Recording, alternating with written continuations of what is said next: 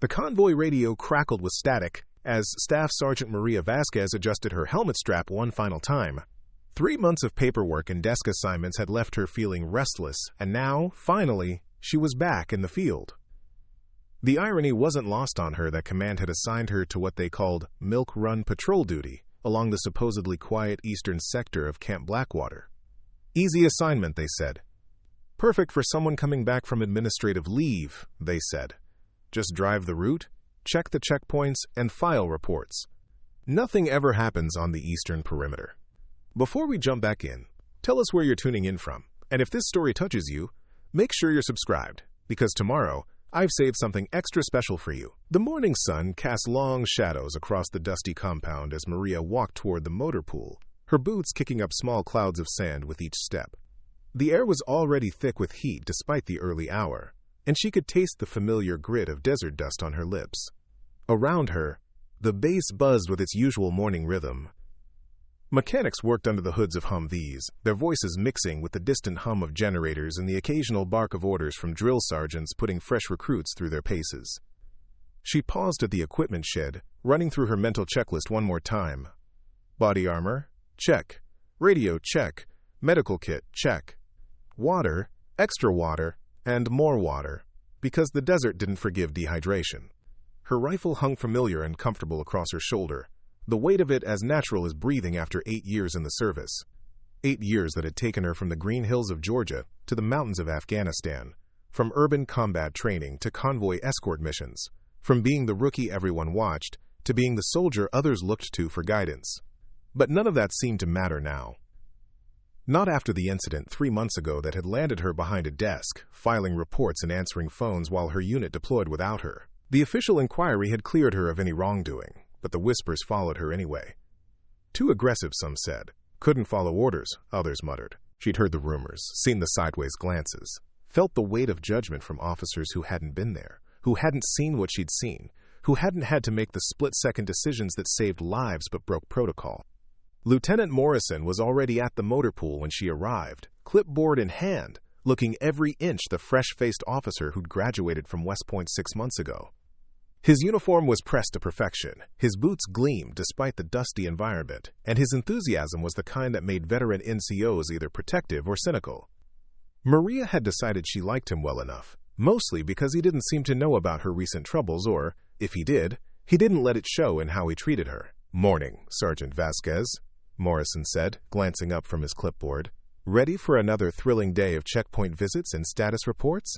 His tone was light, almost joking, but she could hear the underlying restlessness. He was young, ambitious, probably hoping for something more exciting than babysitting supply routes that hadn't seen action in months. "Ready as I'll ever be, sir," Maria replied, checking the straps on her pack one more time. "Same route as yesterday?" "Same route as every day for the past 2 weeks," Morrison confirmed with a slight shake of his head. "Command wants us to maintain visible presence along the eastern perimeter. Show the flag, check in with the checkpoint guards, make sure everything's running smooth." He paused, then added with a grin that was equal parts hopeful and resigned. "Maybe today will be the day something interesting actually happens." Maria almost smiled at that. If only he knew how much she hoped the opposite was true. She'd had enough interesting days to last a lifetime. Enough moments where everything went sideways and people she cared about didn't come home. These quiet patrol runs were supposed to be her chance to ease back into operational duty, to prove she could follow orders and play it by the book. Command had been clear about that. No initiative, no deviation from protocol, no repeats of the kind of decision-making that had gotten her in trouble before. The other members of their patrol were already loading gear into the 2 vehicles they'd be taking. Corporal Jake Wilson, the driver of the lead vehicle, was a steady hand who'd been in country for 7 months and knew the roads better than the locals. Private First Class Amy Chen handled communications and had a gift for keeping morale up even during the most boring assignments. Specialist Robert Turner was their medic, quiet and competent, the kind of soldier who seemed to anticipate problems before they happened. And bringing up the rear in the second vehicle were Sergeant First Class Mike Rodriguez, who'd been doing these patrols longer than anyone, and Private Danny Hayes, who was still new enough to the desert that he hadn't stopped being amazed by the landscape. They were good soldiers, all of them, but Maria could sense the underlying restlessness that came with routine assignments. They'd signed up to serve their country, to make a difference, to be part of something important. Instead, they spent their days driving the same route, visiting the same checkpoints, filing the same reports that no one seemed to read. It was necessary work, keeping the supply lines secure and maintaining presence in their sector, but it wasn't the kind of work that got your blood pumping or made you feel like you were changing the world.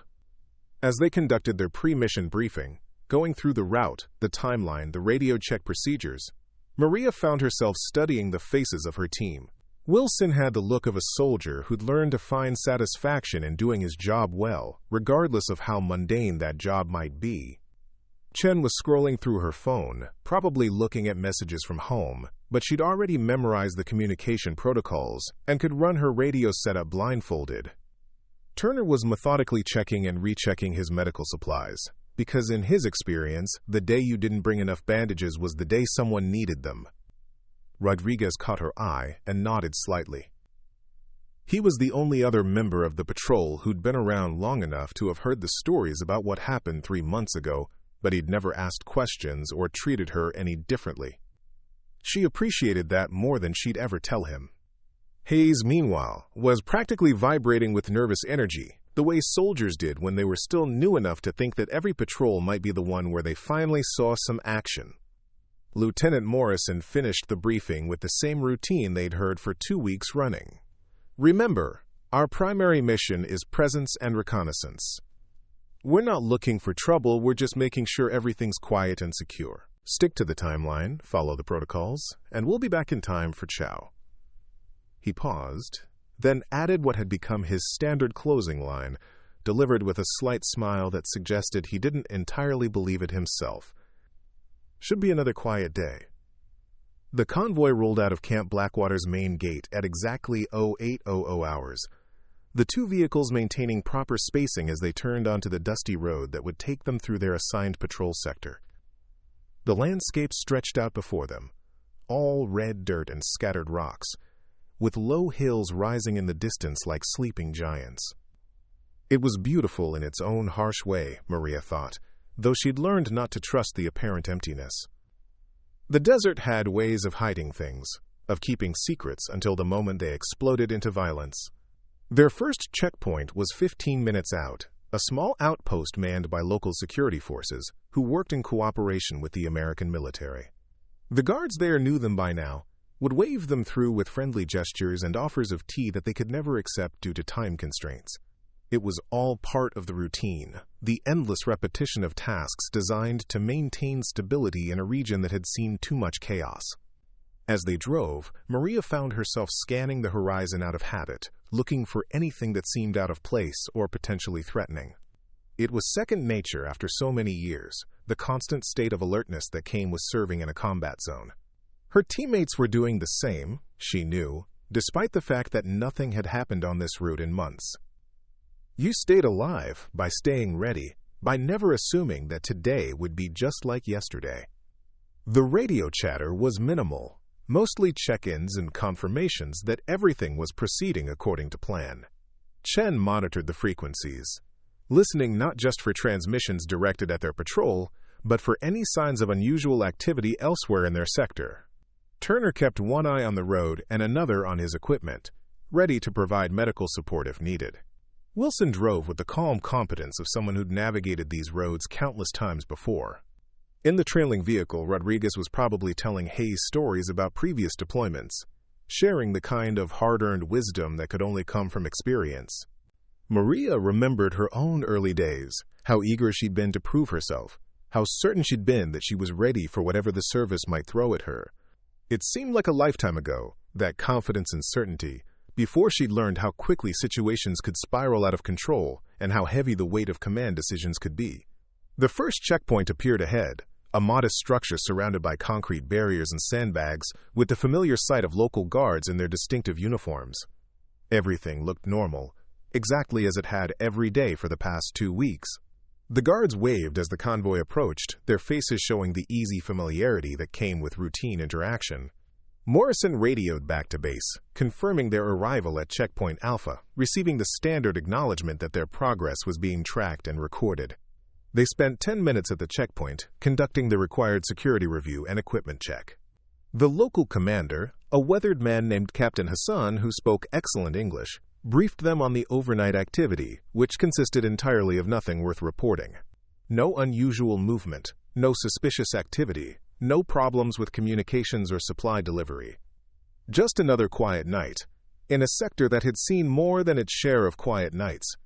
As they prepared to move on to the next checkpoint, preparing and narrating this story took us a lot of time, so if you are enjoying it, subscribe to our channel, it means a lot to us.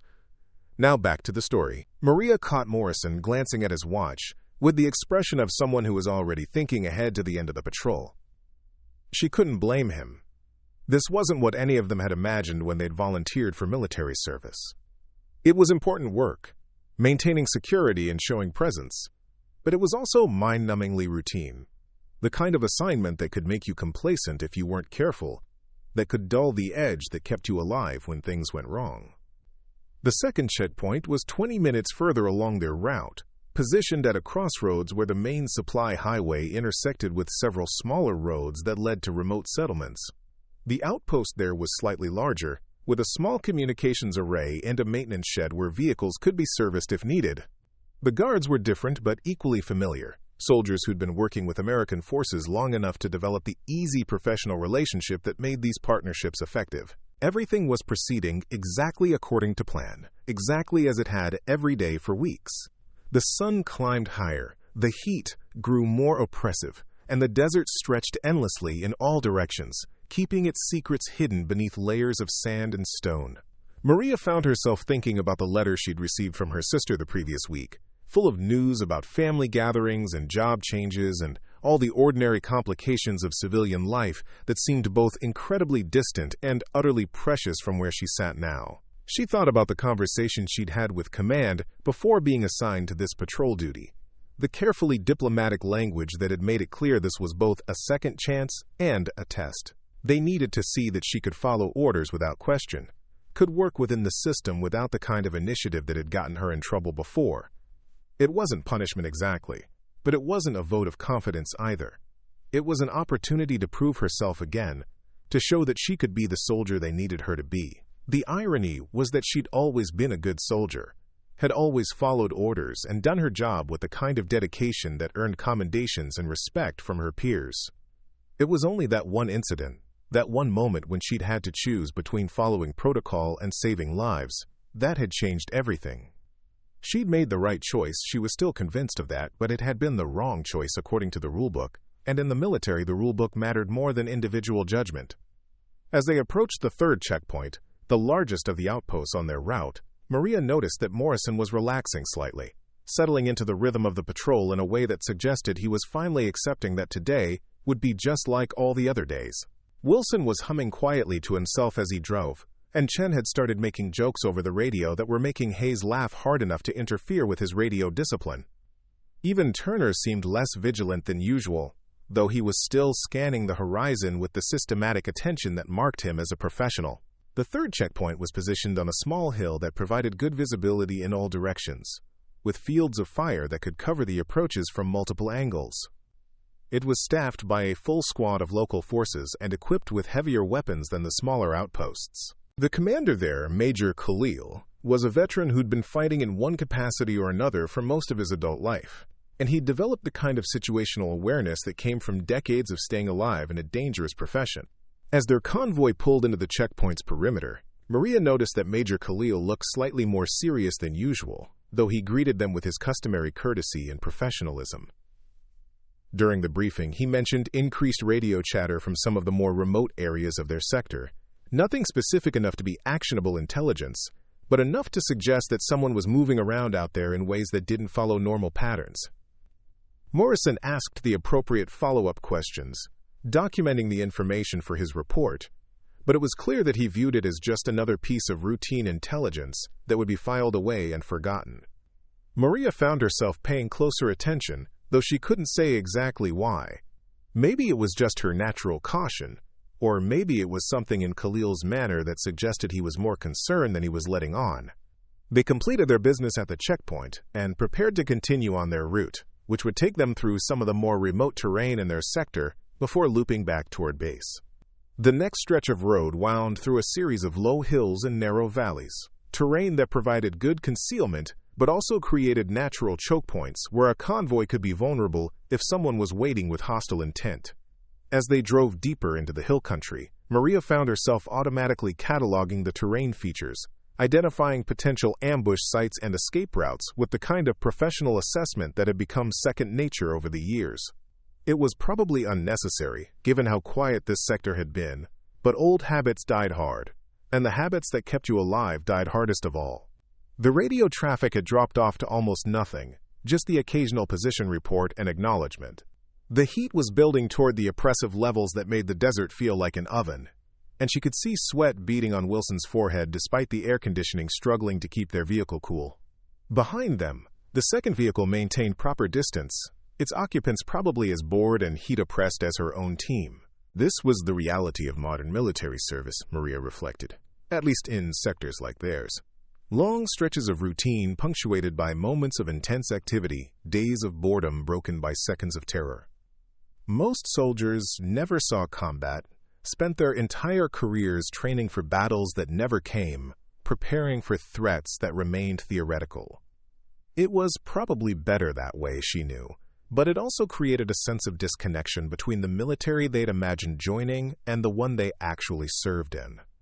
She thought about her father, who'd served in Vietnam and who'd told her stories about patrols through jungle terrain where contact with the enemy was a daily possibility, where every step forward could be your last and every decision carried life or death consequences. This wasn't that kind of war, at least not in their sector, at least not anymore. The major fighting had moved to other regions, leaving places like theirs to settle into an uneasy peace maintained by presence and deterrence. As they crested a small ridge and started down into a valley that would take them toward the fourth checkpoint, Maria caught herself actually hoping that Morrison was right, that today would indeed be just another quiet day. She'd had enough excitement to last a lifetime, enough moments where everything went wrong and people died despite her best efforts to prevent it. If boring patrol duty was the price she had to pay to avoid those moments, she was willing to pay it. The valley ahead was narrow and winding, with rocky walls rising on both sides and scrub vegetation providing scattered cover along the route.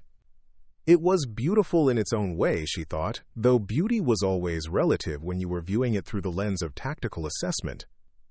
The road surface was decent, well maintained by local standards, and the sightlines were good enough to spot trouble before it became an immediate threat. Wilson navigated the curves with practiced ease, maintaining speed while keeping the vehicle stable on surfaces that could be unpredictable. Chen was monitoring multiple radio frequencies, part of the standard operating procedure for patrols in potentially isolated areas. Turner continued his systematic scanning of the surrounding terrain, though his posture suggested he was as convinced as everyone else that they'd encounter nothing more threatening than another routine checkpoint visit. The fourth checkpoint was the most remote on their route, positioned at the intersection of three valleys, where several small settlements could be accessed by travelers willing to navigate rough terrain. It was staffed by only a small detachment, but they were experienced soldiers who knew their area intimately and had developed good relationships with the local population. The commander there, Lieutenant Farid, was younger than the others they'd met but had earned his position through competence rather than political connections. When they arrived at the checkpoint, however, Maria immediately noticed that something was different. The guards seemed more alert than usual, and there was an undercurrent of tension that hadn't been present at the other stops. Lieutenant Farid greeted them professionally, but she could see concern in his expression, the kind of worry that came from intelligence that was incomplete but troubling. During the briefing, Farid confirmed what Major Khalil had hinted at earlier. Reports of unusual movement in some of the remote areas, groups of people traveling at night and avoiding the main roads in ways that suggested they didn't want to be observed. No hostile action yet, no confirmed threats, but enough anomalous activity to make experienced soldiers nervous. Morrison dutifully recorded the information, asked the standard follow-up questions, and prepared to continue with the mission as planned. The patrol route would take them through several more valleys before returning to base, completing the circuit that had become as routine as breathing over the past 2 weeks. Everything was proceeding according to protocol, exactly as command had specified when they'd given Maria this assignment. As they prepared to leave the checkpoint, Lieutenant Farid approached Maria directly, speaking in low tones that wouldn't carry to the others. He'd heard stories about her, he said, about what had happened during her previous deployment and the kind of soldier she was when circumstances demanded it. He hoped, for everyone's sake, that today would remain quiet, but if something did happen, he wanted her to know that his men respected her and would follow her lead if the situation required it. Maria thanked him for the confidence, but assured him that she was just following orders now, sticking to protocol, and letting Lieutenant Morrison handle any decisions that might be required. She was done with taking initiative, done with making the kind of judgment calls that could save lives but cost careers. Today was about proving she could be a good soldier in the way command defined good soldiers, not in the way combat sometimes demanded. They left the checkpoint and continued on their route, the two vehicles maintaining proper spacing as they navigated terrain that grew progressively more challenging. The valleys were deeper here, the hills higher, and the vegetation thicker, providing more concealment but also creating natural boundaries that channeled movement along predictable routes. It was the kind of terrain that military theorists loved to write about in their analyses of asymmetric warfare, though Maria tried not to think about such things. The radio chatter remained minimal, just the occasional check-in confirming that both vehicles were operational and on schedule. Chen reported no unusual activity on any of the frequencies she was monitoring, and Turner noted that their medical supplies were secure and ready for use if needed, though he clearly expected they wouldn't be. Wilson continued driving with the steady competence that had made him everyone's preferred choice for convoy operations. Behind them, Rodriguez was probably using the time to continue Hayes's education in desert survival and patrol procedures, sharing the kind of practical knowledge that couldn't be learned from manuals but had to be passed down from experienced soldiers to new ones. It was one of the traditions Maria valued most about military service, the way knowledge was preserved and transmitted through generations of soldiers who looked out for each other and made sure everyone had the best possible chance of going home safely. The sun was approaching its zenith now, turning the desert into a furnace that made even the air-conditioned vehicles feel oppressive. Maria found herself drinking more water than usual, partly because of the heat, and partly because nervous energy had a way of dehydrating you, even when you weren't sure why you were nervous. She couldn't shake the feeling that something was building, that the reports of unusual movement weren't just random anomalies but pieces of a puzzle that hadn't yet revealed its complete picture.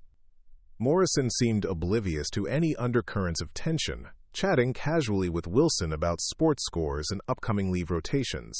It wasn't that he was incompetent, Maria thought, just inexperienced in reading the subtle signs that suggested when routine situations might be evolving into something more complex. He was a good officer in many ways, conscientious about following procedures, and genuinely concerned about the welfare of his soldiers, but he hadn't yet developed the instinctive awareness that came from exposure to real danger. As they entered another narrow valley, Maria found herself automatically assessing the terrain with increased attention, noting potential firing positions and cover points with the kind of systematic evaluation that had become second nature during her previous deployments. The habits of survival died hard, even when you were trying to suppress them in favor of following orders and maintaining protocol. The valley floor was relatively flat, with a decent road surface that allowed them to maintain good speed while navigating between the rocky walls that rose on both sides. Scattered vegetation provided some concealment, but not enough to hide significant numbers of people if anyone was actually watching them. The radio remained quiet, and all systems were functioning normally as they proceeded toward the fifth checkpoint on their route. This was the furthest point from base on their assigned patrol route, the place where they would turn and begin the loop that would eventually take them home. The checkpoint there was small but strategically positioned, with good observation capabilities and communication links that allowed the guards to coordinate with other outposts in the region. The commander was a sergeant named Malik, who'd been working with American forces for 3 years and had developed a reputation for reliability and tactical competence. When they arrived at the checkpoint, however, Sergeant Malik's demeanor immediately confirmed Maria's growing sense that something was wrong. He was clearly agitated, though trying to maintain professional composure, and his men seemed more alert and worried than she'd seen local forces in months. During the briefing, he reported that communication with several remote settlements had been intermittent or lost entirely over the past day, suggesting that something was happening in areas too distant for his small force to investigate. Morrison asked the appropriate questions and documented the information, but Maria could see that he was still treating it as routine intelligence rather than potential warning signs. From his perspective, they were following their assigned route, conducting prescribed activities, and would soon be heading back to base with another successful patrol completed. He wasn't wrong, exactly, but he also wasn't seeing the bigger picture that was starting to emerge from the accumulated reports they'd received throughout the day. Sergeant Malik pulled Maria aside as they prepared to leave, speaking urgently in the mixture of English and local dialect that had become common among soldiers who'd worked together for extended periods. His scouts had reported movement in the hills to the north, large groups traveling in ways that suggested military organization rather than normal civilian activity. No direct threats yet, but enough to make experienced soldiers nervous about what might be developing. Maria listened carefully and promised to pass the information up the chain of command, though she knew that wouldn't happen until they returned to base and filed their after-action reports. In the meantime, they were committed to completing their assigned route, following the procedures that had been established for exactly these kinds of routine patrols. Any deviation would require approval from higher command, and that approval would take time they might not have if Malik's concerns proved justified. As they left the checkpoint and began the return portion of their route, Maria found herself wishing she could contact base directly and request guidance. But radio protocols were clear about maintaining communication discipline and following established procedures. Lieutenant Morrison was in command of the patrol, and it was his decision whether to request permission for any changes to their mission parameters. The route back would take them through different terrain, following valleys and ridgelines that provided alternate approaches to their sector, while maintaining the visibility and presence that were the primary purposes of their mission. It should have been just as routine as the outbound leg, another series of checkpoints and status reports that would conclude with their safe return to Camp Blackwater. But as they drove deeper into the hill country, Maria couldn't shake the feeling that they were being watched, that somewhere in the rocks and scrub vegetation, eyes were tracking their progress and reporting their movements to someone who had reasons for wanting to know exactly where they were and when they would be most vulnerable. It was probably just paranoia, she told herself, the result of too many years in combat zones and too much time thinking about worst-case scenarios. Yet the feeling persisted, growing stronger as they navigated terrain that seemed increasingly empty of the normal signs of civilian activity. No shepherds with their flocks, no travelers on foot or in vehicles, no children playing in areas where they usually encountered evidence of local population. The silence was too complete, the emptiness too perfect, as if someone had deliberately cleared the area of anyone who might witness whatever was going to happen next. The radio remained quiet except for their scheduled check-ins, and all their equipment continued functioning normally. Wilson drove with his usual competence, though Maria noticed he was gripping the steering wheel slightly tighter than usual and scanning the horizon with increased attention. Chen was monitoring her frequencies with greater focus, listening for any transmissions that might indicate activity in their area. Turner had moved his medical kit closer to hand and was checking his weapon more frequently than mission parameters required. In the trailing vehicle, she knew Rodriguez would be doing the same kinds of subtle preparations, the small adjustments that experienced soldiers made when their instincts told them something might be wrong, even if they couldn't identify exactly what. Hayes would be picking up on the changed atmosphere, his nervous energy transforming from boredom into alertness, as he realized that his teammates were treating this portion of the patrol differently than the earlier segments. Lieutenant Morrison seemed largely oblivious to the subtle changes in his team's behavior, focused as he was on maintaining schedule and following procedures. He was conducting the patrol exactly as command had specified, making all the required stops and collecting all the prescribed information. From his perspective, everything was proceeding normally, and they would soon be back at base with another successful mission completed and documented. Maria envied him that certainty, that ability to see the situation in such straightforward terms. She'd once been able to approach missions with similar confidence in procedures and protocols, back before she'd learned how quickly routine situations could evolve into life-or-death struggles, and how often the rulebook didn't account for the complexities of real combat. Now she found herself caught between following orders and trusting instincts that had kept her alive through multiple deployments. As they approached the area where they would need to turn toward their 6th checkpoint, Maria made a decision that she hoped she wouldn't regret. She keyed her radio and spoke directly to Morrison, her voice calm and professional despite the urgency she felt building in her chest. "Sir, recommend we contact base and report the intelligence we've gathered today."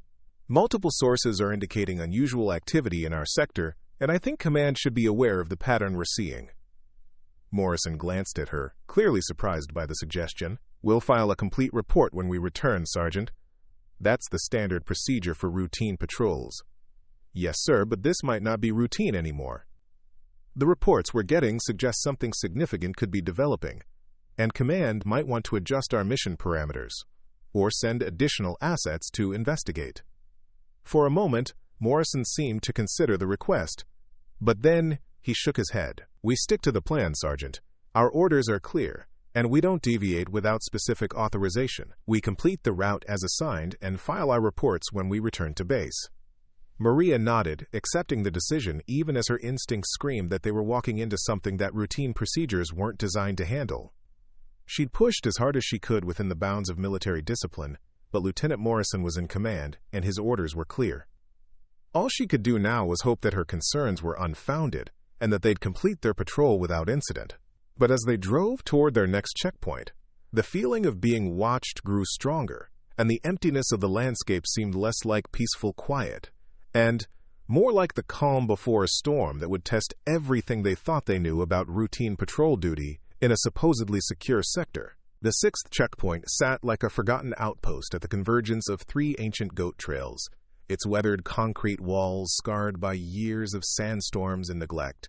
As their convoy approached, Maria noticed immediately that something was fundamentally wrong with the scene ahead.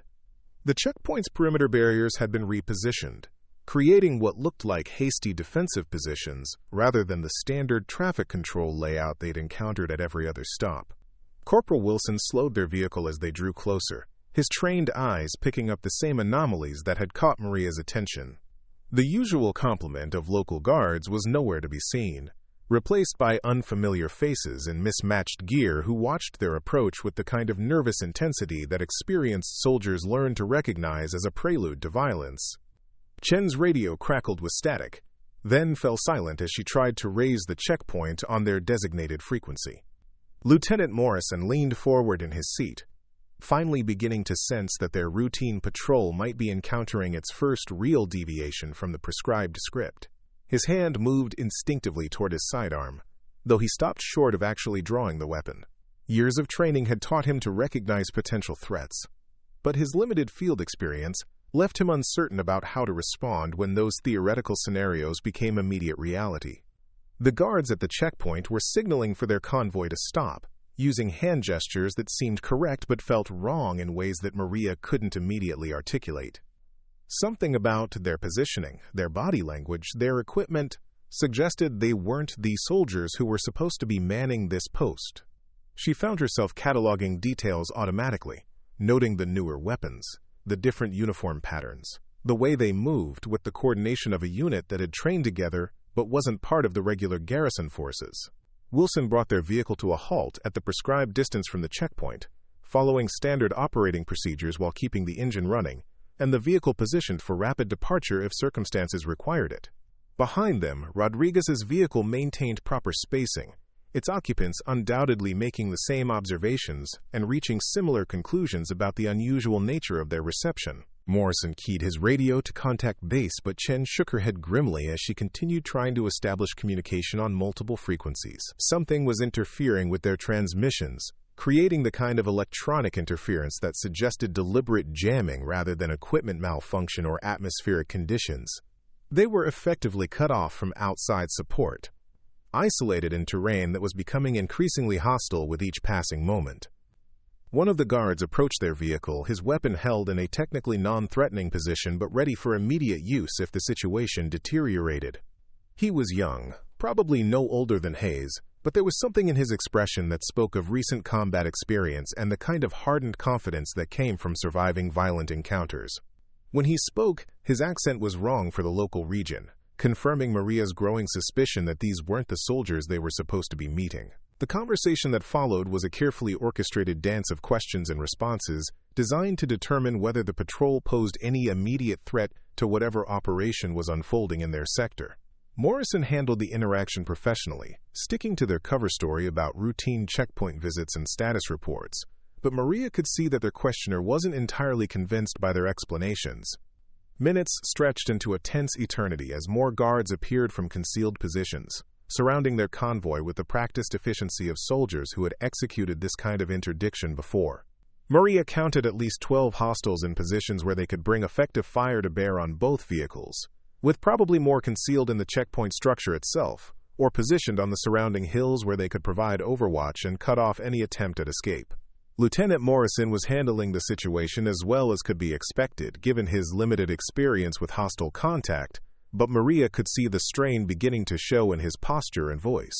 He was following the protocols he'd learned in training, trying to de-escalate the situation while gathering intelligence about their captors' intentions, but the reality of armed confrontation was proving more complex than classroom scenarios had suggested. The lead interrogator seemed to be growing impatient with their responses, asking increasingly specific questions about their mission parameters, the communication schedules, and their expected return time to base.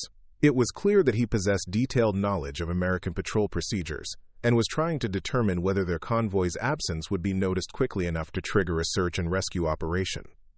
Chen whispered urgently that she was still unable to establish radio contact with base or any other friendly forces in the area, confirming that they were dealing with sophisticated opposition capable of electronic warfare tactics.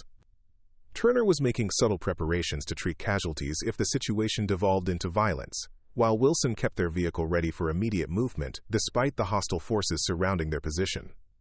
Behind them, Maria could sense Rodriguez making similar preparations, positioning his team for the kind of defensive action that might buy them time to establish communication or reach terrain more favorable for a fighting withdrawal. Hayes was probably experiencing his first real taste of potential combat, the nervous energy of inexperience, combining with training to create the hyper-alert state that could mean the difference between life and death. The interrogation was clearly a delaying tactic, giving the hostile forces time to complete whatever preparations they were making for the next phase of their operation. Maria found herself studying the terrain around the checkpoint, identifying potential routes of escape, and calculating the odds of successfully breaking contact with a numerically superior force that held the tactical advantage of prepared positions. Maurius was beginning to understand that their situation had moved beyond routine complications into genuine danger, but his training emphasized diplomatic solutions and adherence to rules of engagement that might not apply when dealing with irregular forces operating outside conventional military structures.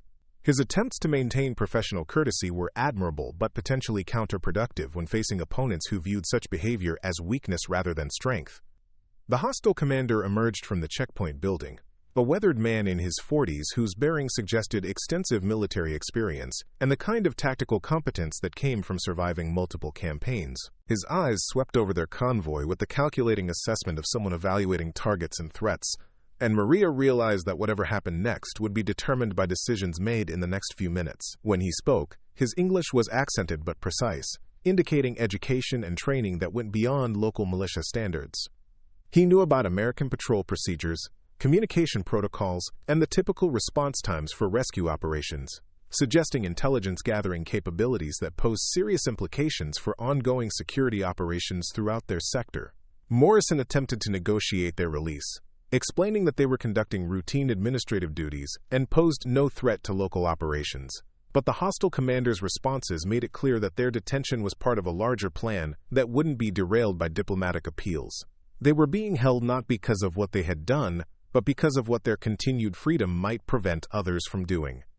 The realization that they were probably intended as hostages or bargaining chips rather than immediate casualties provided little comfort, since experience had taught Maria that such situations often deteriorated rapidly when political objectives conflicted with tactical necessities.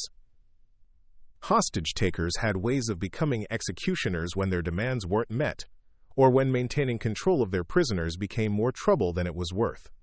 Chen continued her efforts to establish communication, cycling through frequencies and adjusting her equipment in hopes of finding a transmission path that wasn't being jammed, but her increasingly frustrated expression suggested that their electronic isolation was complete and professionally executed.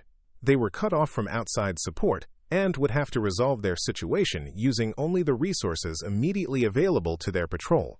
Turner was making discreet preparations for treating gunshot wounds, organizing his medical supplies in ways that would allow rapid access under combat conditions, while maintaining the appearance of compliance with their captors' instructions. His movements were subtle enough to avoid drawing attention, but Maria could see that he was positioning himself to provide medical support if their situation devolved into violence.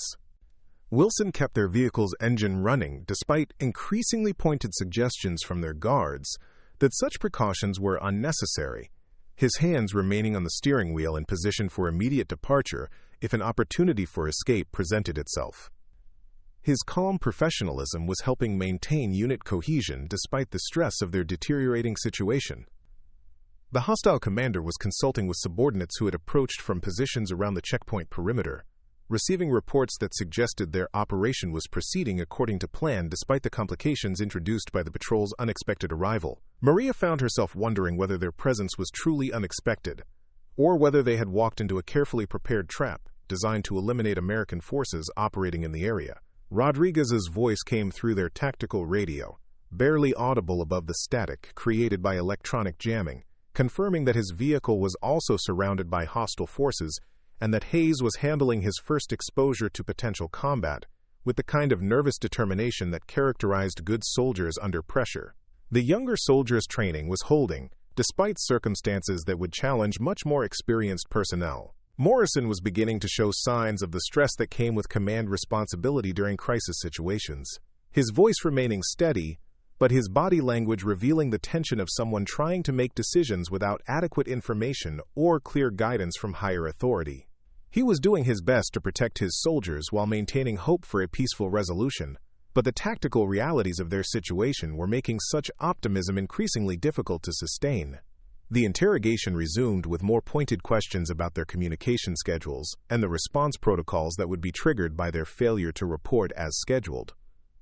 The hostile commander was clearly working to establish how much time his forces would have to complete their mission before American reinforcements arrived to investigate their patrol's absence. Maria realized that their captors were planning something that required temporary elimination of American presence in the area, probably a major operation that couldn't proceed while routine patrols maintained observation and communication capabilities throughout the sector. Their detention was meant to create a window of opportunity during which hostile forces could move freely without detection or interference. The implications were sobering, suggesting that their patrol had stumbled into the preliminary phase of something much larger and more dangerous than routine checkpoint harassment.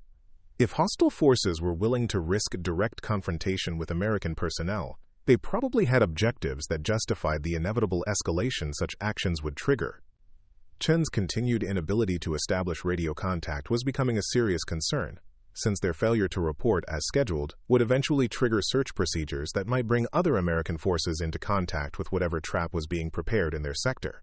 The hostile forces clearly understood this timeline and were working to exploit the window of opportunity it provided. Turner's medical preparations were taking on increased urgency, as the situation showed no signs of peaceful resolution, his equipment positioned for rapid deployment, despite the need to maintain an appearance of cooperation with their captors' demands. His calm competence was helping maintain unit morale despite circumstances that would challenge much more experienced soldiers. Wilson's efforts to keep their vehicle ready for immediate departure were becoming more obvious as the hostile forces tightened their control around the convoy, suggesting that escape opportunities were diminishing with each passing moment. His tactical awareness was providing options that might not remain available much longer. The hostile commander concluded his consultation with subordinates and approached their vehicle again, his expression suggesting that decisions had been made about their immediate future. When he spoke, his tone carried the kind of finality that experienced soldiers learn to recognize as a prelude to action rather than continued negotiation. Morrison attempted one final diplomatic initiative, emphasizing their non-combatant status and the peaceful nature of their mission, but the hostile commander's response made it clear that such considerations were irrelevant to whatever operation was unfolding around them. They were being held not because of their actions, but because of their potential to interfere with plans that had been months in the making. The order came in the local dialect, but its meaning was clear enough from the way the surrounding guards shifted their weapons from ready positions to immediate threat postures. Whatever brief window had existed for peaceful resolution was closing rapidly, and Maria found herself calculating options for survival in a situation that was deteriorating beyond the scope of routine patrol procedures. Chen made one final attempt to establish radio contact, her equipment cycling through frequencies in a desperate search for any transmission path that might connect them with friendly forces. But the electronic jamming remained complete and professionally executed. They were isolated in hostile territory with no prospect of immediate support and diminishing options for independent action. Turner completed his medical preparations and caught Maria's eye, his slight nod indicating readiness to provide combat medical support, despite the tactical disadvantages of their current position. His calm professionalism was providing reassurance that someone was prepared for the worst-case scenarios that seemed increasingly likely. Wilson's hands tightened on the steering wheel as he prepared for the kind of tactical driving that would be required if their situation devolved into immediate violence. His positioning of their vehicle had maintained options for rapid departure, but those options were becoming more limited as hostile forces consolidated their control around the convoy. Behind them, Rodriguez was undoubtedly making similar preparations, positioning his team for whatever action might be required to break contact with superior numbers in unfavorable terrain. Hayes was probably experiencing the transition from training scenarios to combat reality, his nervous energy focusing into the kind of heightened awareness that could mean survival. Morrison was still trying to maintain diplomatic contact with their captors, but his voice carried increasing strain as the tactical realities of their situation became impossible to ignore. His training emphasized de-escalation and adherence to rules of engagement, but those protocols assumed opponents who shared similar constraints about the use of force. The hostile commander stepped back from their vehicle and raised his hand in a gesture that brought immediate response from the guards positioned around their convoy. Weapons that had been held in ready positions shifted to direct threat postures, creating a tactical situation that could explode into violence within seconds if anyone made the wrong move. Maria found herself caught between conflicting imperatives, her training as a soldier demanding action to protect her team, while her recent orders emphasized strict adherence to protocol and chain of command. Lieutenant Morrison was still in command of their patrol, but his inexperience with hostile contact was creating delays that might prove fatal if immediate action became necessary. The moment stretched with the terrible clarity that preceded violence, everything moving with the slow-motion precision that adrenaline created during life-or-death situations. Maria could see Morrison's hand hovering near his sidearm, Chen's fingers poised over her radio equipment, Turner ready to provide medical support, Wilson prepared for tactical driving, all of them balanced on the edge of decisions that would determine whether they lived or died in the next few minutes. The hostile commander's next words would probably determine whether their situation could still be resolved through negotiation, or whether they were about to experience the kind of close-quarters combat that turned routine patrols into desperate struggles for survival. Maria found herself wondering whether her recent troubles with command had prepared her for this moment, or whether following orders would prove inadequate when facing opponents who didn't share her constraints about the appropriate use of force.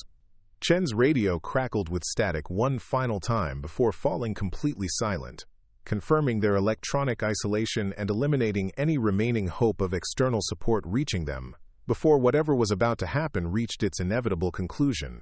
They were on their own in hostile territory, facing superior numbers with limited ammunition and no prospect of reinforcement. Exactly the kind of situation that training could prepare you for but never quite capture in its full, terrifying complexity. The desert heat seemed to intensify as sweat beaded on every face, mixing tension with the physical stress of full combat gear and temperatures that made thinking difficult even under normal circumstances. Maria could feel her heart rate increasing despite her efforts to maintain tactical composure, her body preparing for violence even as her mind continued calculating options for avoiding it. Lieutenant Morrison made his decision with the kind of decisive action that command authority sometimes demanded, his voice cutting through the tension with orders that committed their patrol to a course of action that would determine their fate in the minutes to come. Whether that decision would prove correct or catastrophic remained to be seen, but the time for hesitation had passed, and survival now depended on execution rather than planning. The hostile forces responded to Morrison's words with the immediate violence that had been building throughout their confrontation. Muzzle flashes erupting from positions around the convoy as the checkpoint dissolved into the kind of close-quarters combat that turned desert quiet into deadly chaos. Maria's world exploded into the familiar symphony of gunfire and shouted orders as training took over from conscious thought, and survival became a matter of muscle memory rather than tactical analysis. Chen dove for cover behind their vehicle's engine block, while frantically working her radio equipment in hopes of breaking through the jamming that had isolated them from potential support, her communications training taking over despite the bullets impacting around their position. Turner was already moving to establish a casualty collection point in whatever cover their vehicles could provide, his medical supplies ready for the wounded that close-quarters combat inevitably produced. Wilson had their vehicle moving before Morrison finished giving his orders, tactical driving skills engaging as he maneuvered for position, while hostile fire peppered their armor and shattered windows around them. His calm competence under fire was providing the kind of professional stability that could mean the difference between organized withdrawal and catastrophic defeat.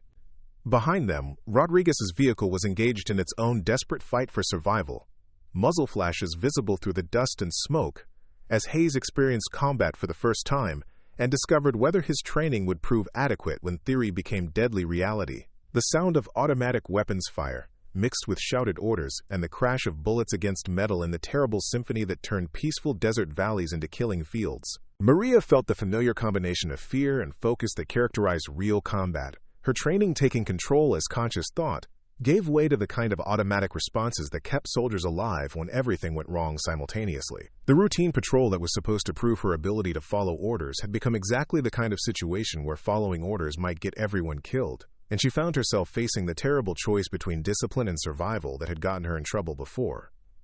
The hostile forces had clearly planned this ambush carefully, their positions chosen to create overlapping fields of fire that could destroy vehicles and eliminate personnel with maximum efficiency.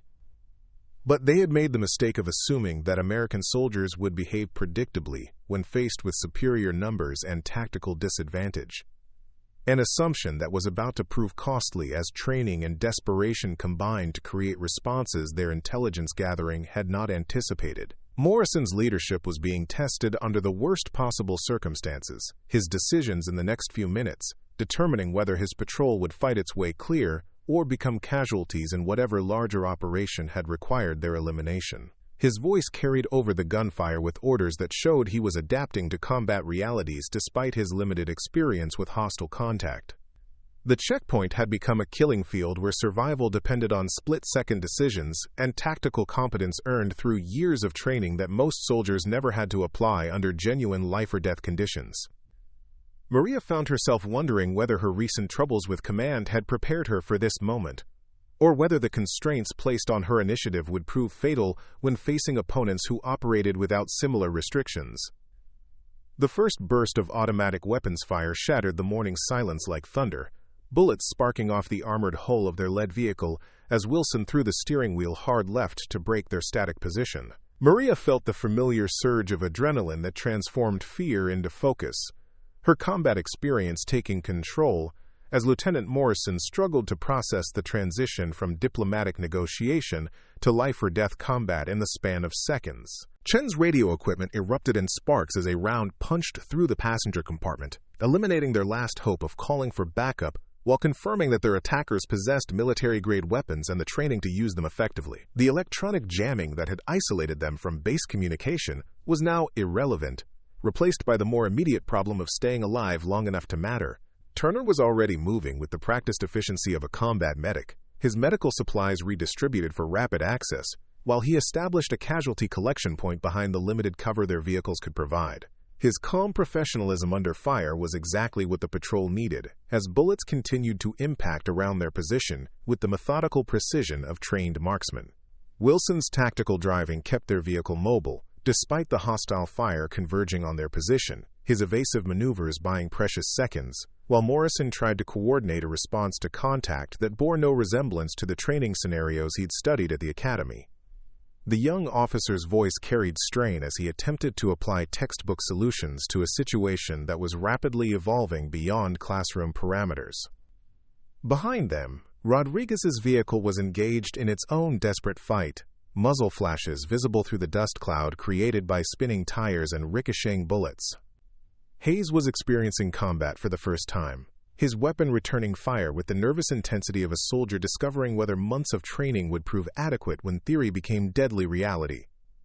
The hostile forces had positioned themselves with tactical competence that spoke of military experience and careful planning, their overlapping fields of fire designed to destroy vehicles and eliminate personnel with maximum efficiency.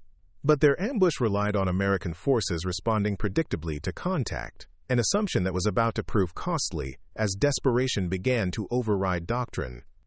Morrison's attempts to coordinate their defense were hampered by his limited experience with close-quarters combat, his orders reflecting training that emphasized measured responses and adherence to rules of engagement, rather than the violent improvisation that survival sometimes demanded. His voice carried over the gunfire with instructions that showed he was trying to apply academy solutions to battlefield problems. Maria found herself caught between conflicting imperatives as bullets continued to pepper their position with increasing accuracy. Her recent troubles with command had resulted from exactly this kind of situation, where following orders conflicted with tactical necessity, and where initiative could mean the difference between casualties and survival. But Lieutenant Morrison remained in command, and military discipline demanded she follow his lead regardless of her own assessment of their deteriorating situation.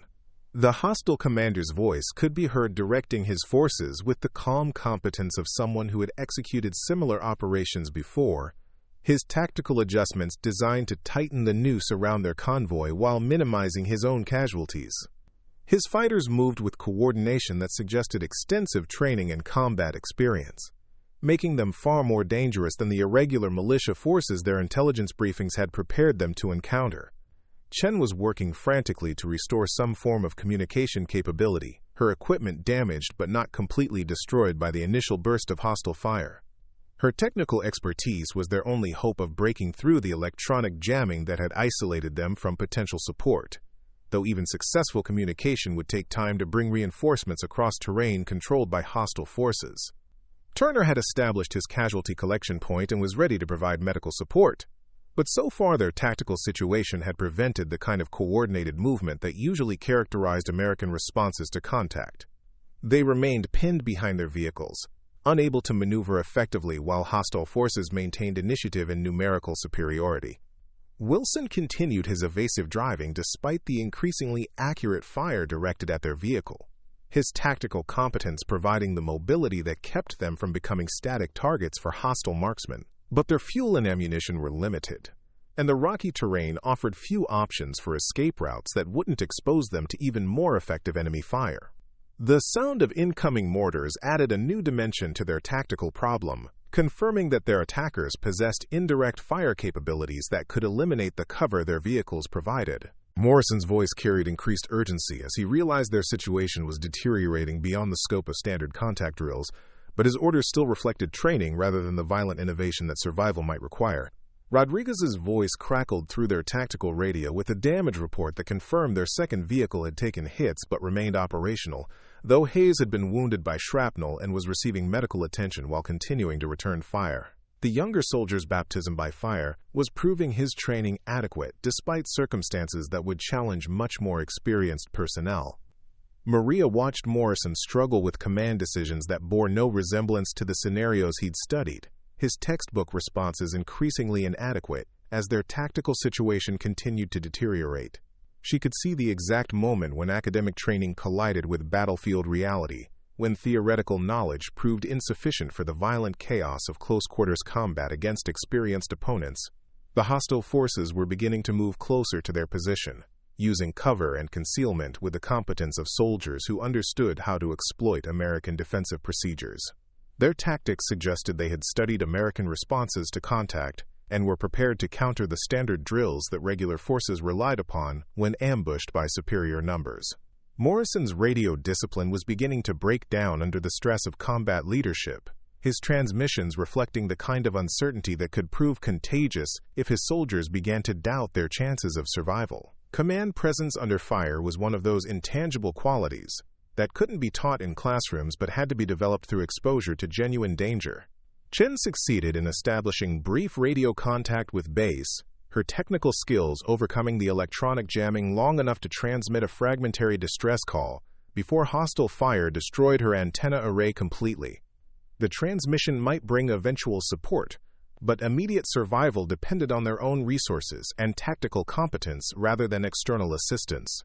Turner was treating Hayes' shrapnel wounds while continuing to monitor their tactical situation, his medical training combining with combat experience to provide the kind of multitasking that kept units functional during extended firefights. His calm competence was helping maintain unit cohesion, despite circumstances that tested everyone's training and resolve. Wilson's evasive maneuvers were becoming more desperate as hostile fire increased in volume and accuracy, His tactical driving skills stretched to their limits by terrain that offered few options for cover or concealment. The rocky landscape that had seemed beautiful during their routine patrol was now revealing itself as a tactical nightmare for forces trying to break contact with superior numbers.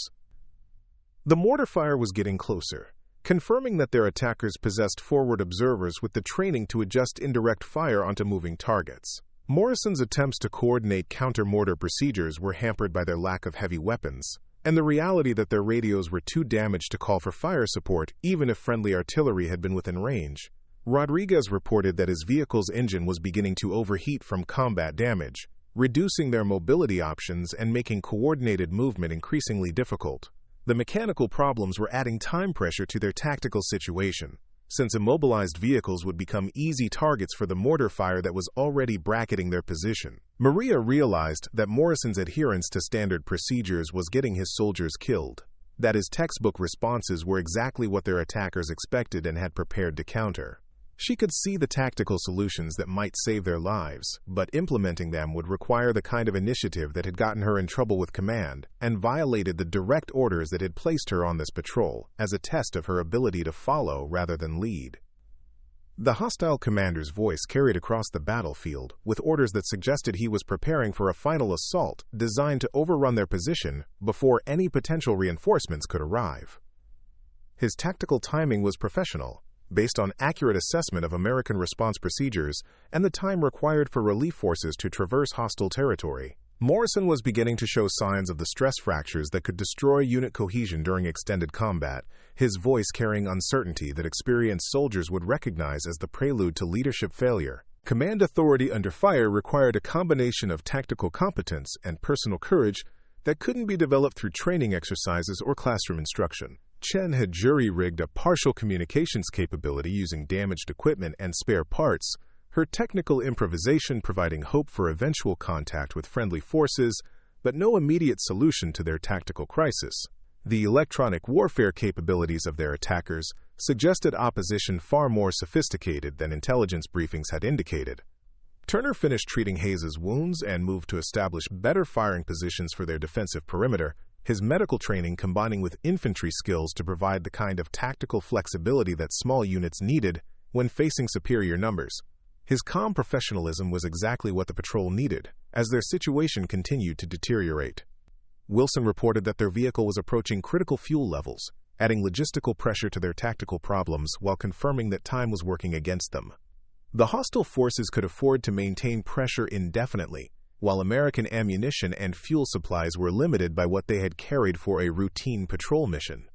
The mortar fire was becoming more accurate, as hostile observers adjusted their targeting, creating the kind of indirect fire threat that could eliminate their defensive position regardless of their small arms capabilities. Morrison's attempts to coordinate evasive maneuvers were hampered by terrain that offered few alternatives to their current location. Rodriguez's vehicle finally succumbed to combat damage, steam rising from its engine compartment as mechanical systems failed under the stress of combat maneuvering. Hayes was mobile despite his wounds, but their reduced transportation options were making tactical withdrawal increasingly difficult to execute effectively. Maria watched Lieutenant Morrison freeze as the reality of command responsibility under fire overwhelmed his academic preparation, his orders becoming hesitant and contradictory, as the weight of decisions with life or death consequences paralyzed his decision-making process. She had seen it before, the moment when theoretical knowledge proved inadequate for the violent chaos of real combat. The hostile assault was beginning, confirming that their attackers were confident enough in their tactical superiority to risk the casualties that close-quarters combat inevitably produced. Their advance was coordinated and professional, using terrain and suppressive fire, with the competence of soldiers who had executed similar operations successfully before. Morrison's voice cracked as he tried to coordinate their defense, his commands reflecting panic rather than tactical competence, as the reality of their situation finally penetrated his academic confidence. Command authority was dissolving under pressure, creating exactly the kind of leadership vacuum that could transform tactical problems into catastrophic defeat. Chen's improvised communications equipment sparked and died as another burst of hostile fire found their position, eliminating their last hope of coordinating with potential relief forces while confirming that they were entirely dependent on their own resources for survival. The electronic jamming had become irrelevant, replaced by the more immediate problem of staying alive long enough to matter. Turner was engaging hostile forces with his sidearm while simultaneously treating combat casualties. His medical training and infantry skills combining to provide exactly the kind of tactical flexibility their situation demanded. His calm competence under fire was helping maintain unit cohesion despite leadership that was beginning to fail under pressure. Wilson had abandoned their damaged vehicle and was engaging targets with his rifle, his tactical awareness providing early warning of the hostile assault that was developing against their perimeter.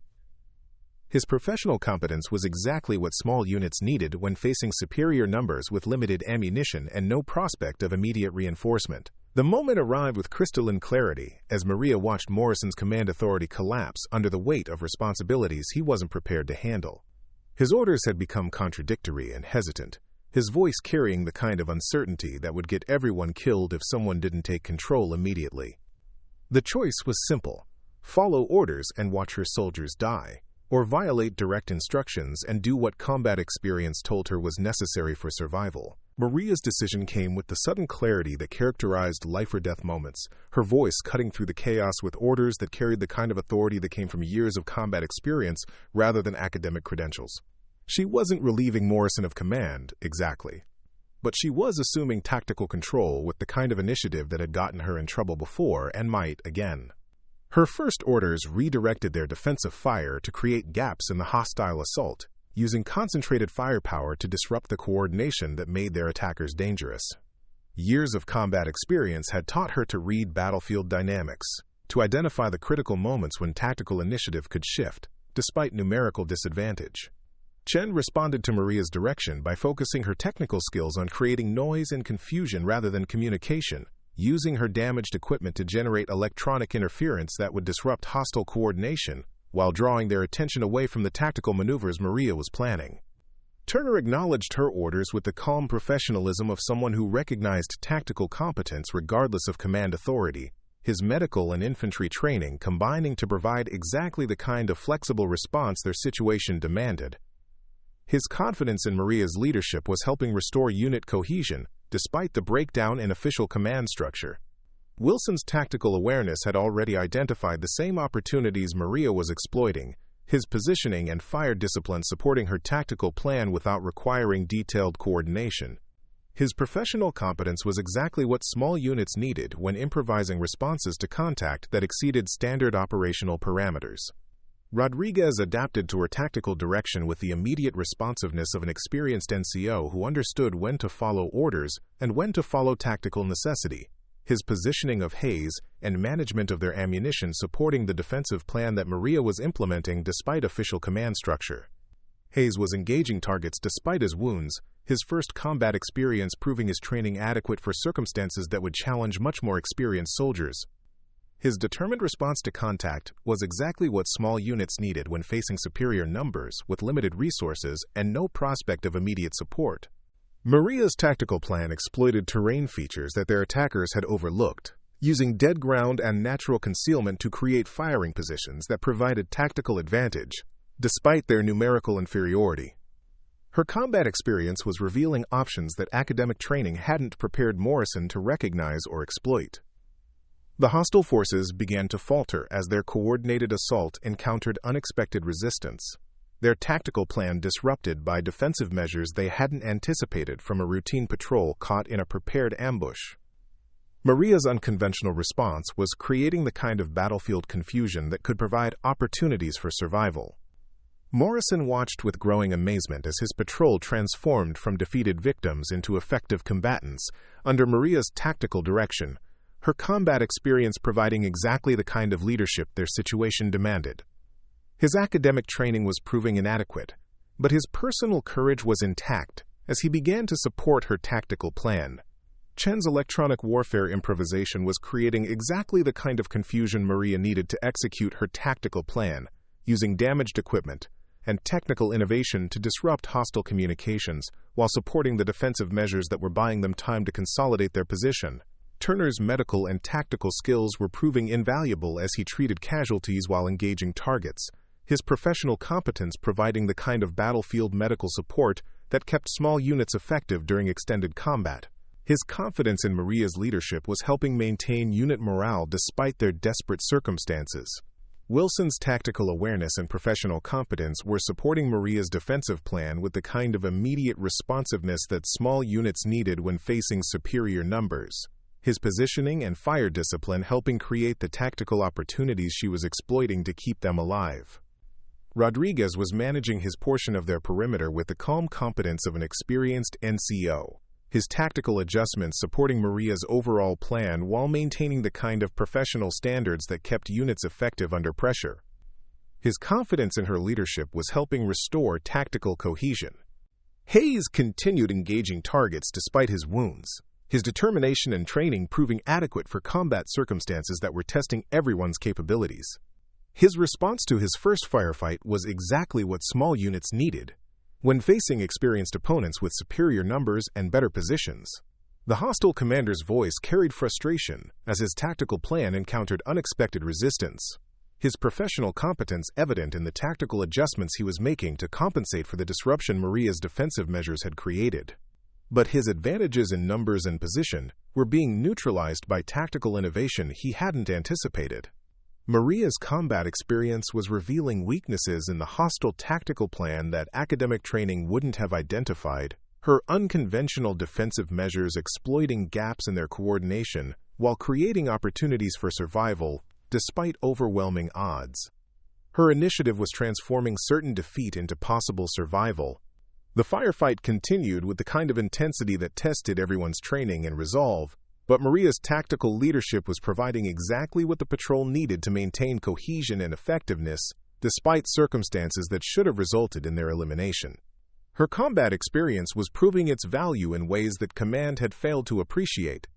Morrison began to understand why Maria's previous initiative had saved lives even when it violated protocol, her tactical competence providing battlefield solutions that textbook procedures couldn't address.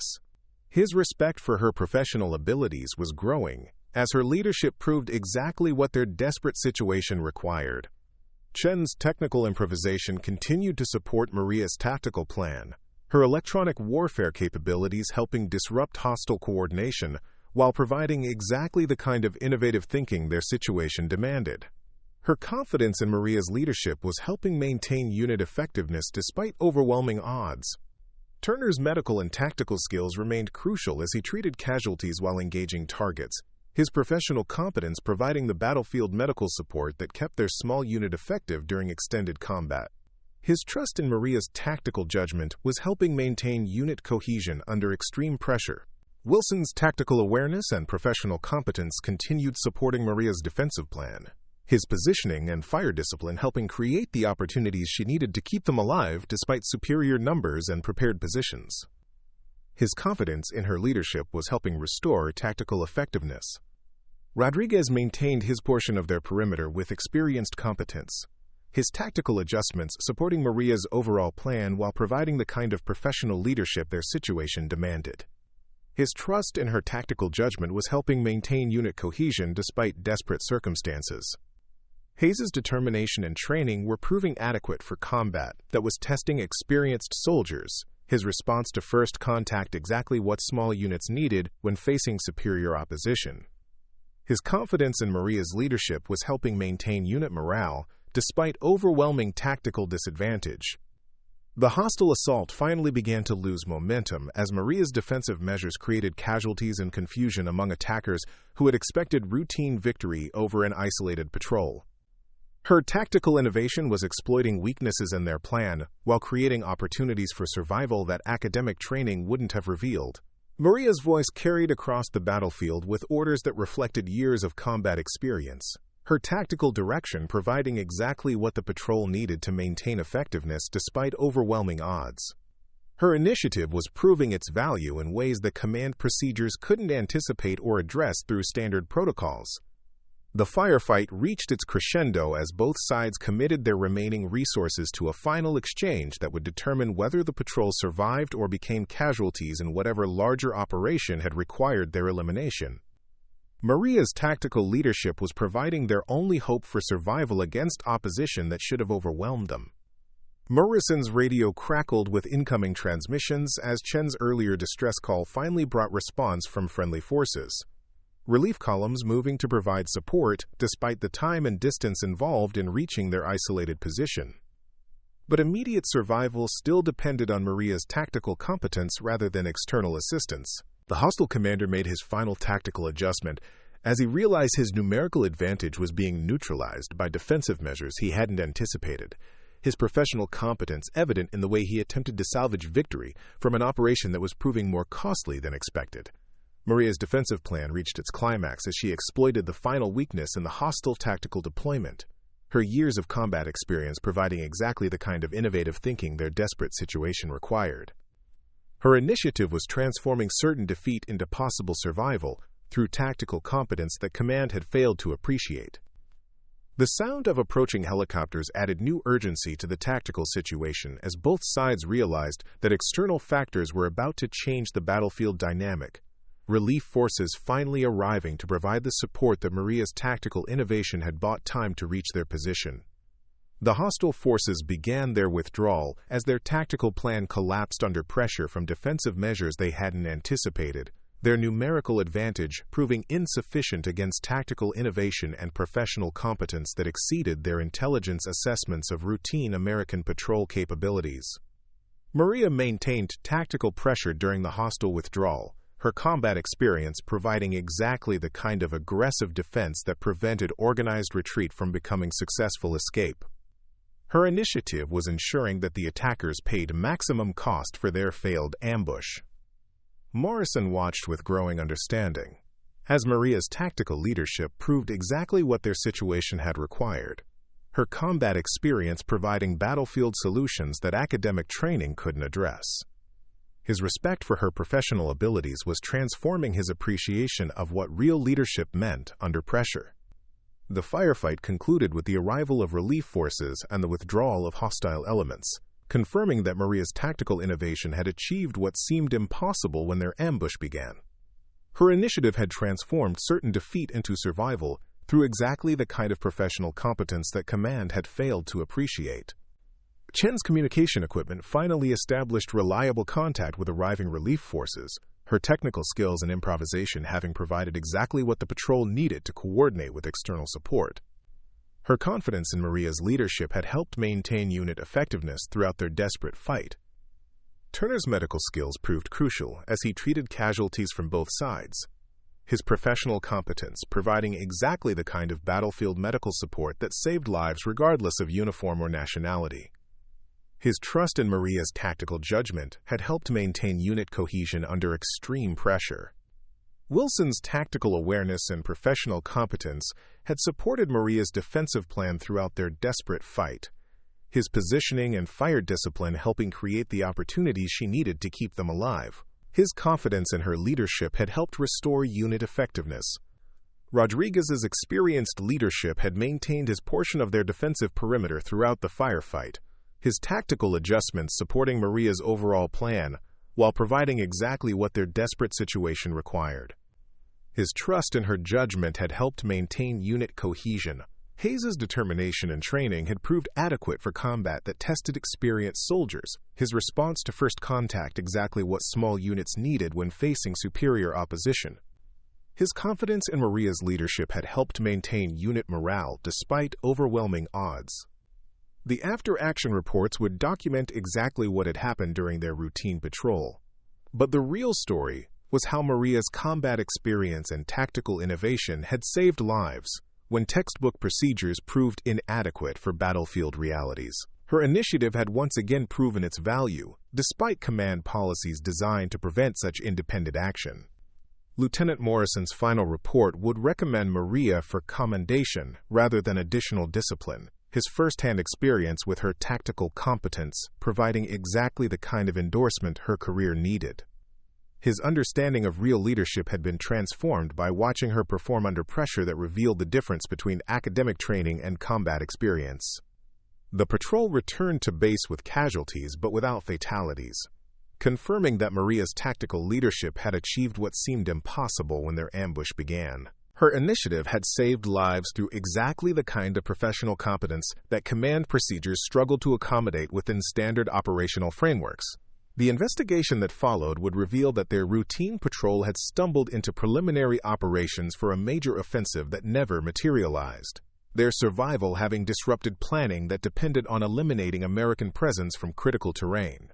Maria's tactical innovation had achieved strategic impact through battlefield competence that exceeded all expectations. Command's response to the incident would prove that sometimes following orders wasn't enough, that combat leadership required exactly the kind of initiative and tactical innovation that Maria had provided when standard procedures failed. Her actions would finally receive the recognition they deserved rather than the discipline they had previously earned. The easy patrol duty that was supposed to test her ability to follow orders had instead proven that real leadership meant knowing when to exceed authority in service of mission accomplishment and soldier welfare. Maria's career would recover because her tactical competence had saved lives when academic training proved inadequate for battlefield realities. Up next, you've got 2 more standout stories right on your screen. If this one hit the mark, you won't want to pass these up. Just click and check them out.